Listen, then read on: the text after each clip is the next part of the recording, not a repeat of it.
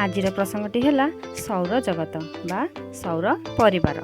जेमिति आम परिवार अनेक गुड़े सदस्य को नहीं गठित, ठीक सही भली सूर्य परिवार मध्य बहुत गुड़े सदस्य अच्छा। से सदस्य माने हेले 8टी ग्रह, सेमानंकर उपग्रह, ग्रहाणुपुंज, धूमकेतु और उल्का। यही समस्त महाजागतिक वस्तु सूर्य चारिपटे थिबा महाकर्षण बल जोगु एमाने सूर्य चारिपटे परिक्रमण करि पारंती। वर्तमान आमे देखिबा सूर्य विषय रे। सूर्य जे होचंती सौर जगतर एकमात्र तारका। एहार व्यास पृथ्वीर व्यासर प्राय 109 गुण और वस्तुत्व 3 लाख गुण। सूर्य तार परिवार को नहीं आकाश गंगा बा मिल्क वे गैलेक्सी केंद्र चारिपटे परिक्रमण करुछि। एहा सह सूर्य निज अक्ष चारिपटे 25 दिन रे थरे आवर्तन करे। या परे आमे देखिबा बुध, जहाँकि सूर्यंकर सबुठारु निकटतम ग्रह। दूरता क्रम रे सूर्यंकर प्रथम निकटतम ग्रह और आयतन रे सबुठारु क्षुद्रतम ग्रह हेउचंती बुध। एहार परिक्रमण काल 58 दिन और आवर्तन काल 59 दिन।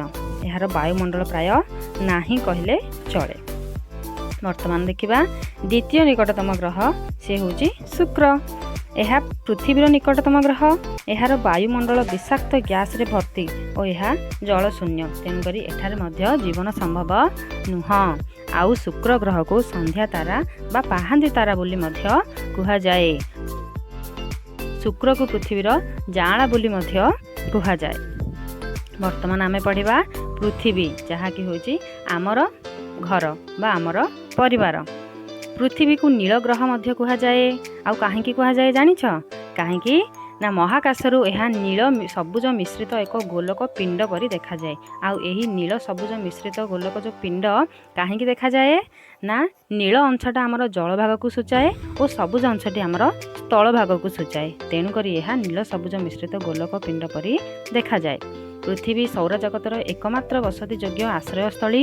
यह विषुवतलीय समतल, कक्षतलीय समतल सह प्राय 23.5 आनत होई रहिथिबारु माने ढलिकी रहिथिबारु एठारे ऋतु परिवर्तन संभव होईची। तुम माने समस्ते ग्लोब रे देखिथिबो, ग्लोब रे केमिति गोलकटी टिके ढळे हेकी थाए। यह 23.5 डिग्री एमिति ढळे हेकी थाए, जहा कि प्रकृति रे हम पृथ्वी एमिति ढळे हेकी रहिची।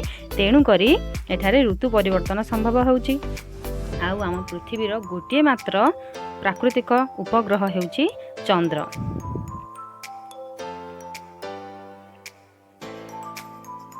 वर्तमान आमे देखिबा मंगल। मंगल एहाकू लाल ग्रह कुहा जाए। काहेकि ना एहा महाकाशरू लाल रंगर देखा जाए। आउ एही लाल रंग तार पृष्ठ देश रे थिबा लाल रंगर पत्थर और बाली रे गढ़ा जोगु एई भली प्रतीयमान होइथाय। पृथ्वी और मंगल ग्रह रे गोटे दिन अवधि प्राय समान, माने आमर गोटे दिन जेमिति 24 घंटा, मंगलर गोटे दिन मध्य पाखापाखि सेतिकी।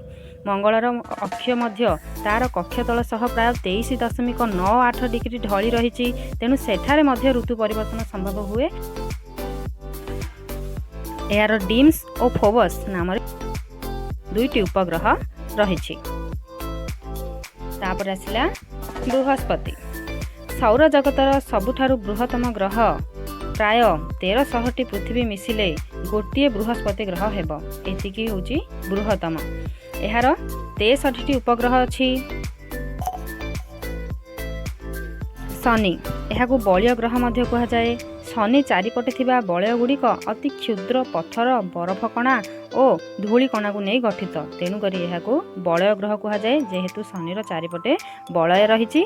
आउ सेही बलय गुड़िक पत्थर, बरफ कणा और धूली कणा को नहीं गढ़ा। शनिर मध्य 60टी उपग्रह अछि। टाइटान होची शनिर सबुठारु बृहत्तम उपग्रह।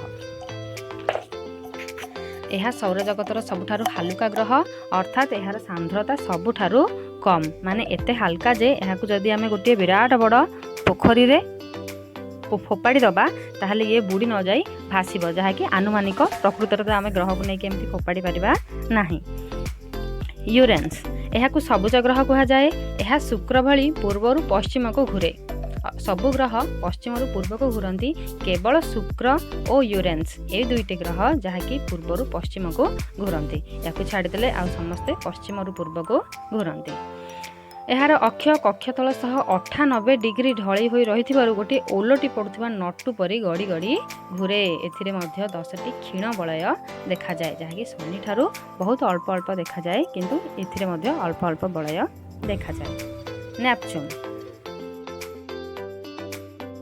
ସୂର୍ଯ୍ୟଠାରୁ ଏହା ଅନେକ ଦୂରରେ ରହିଥିବାରୁ ଗୋଟିଏ ହିମ ଗୋଲକ ରୂପେ ଦେଖାଯାଏ। ଏହାର ବାୟୁମଣ୍ଡଳ ମିଥେନରେ ଭରା।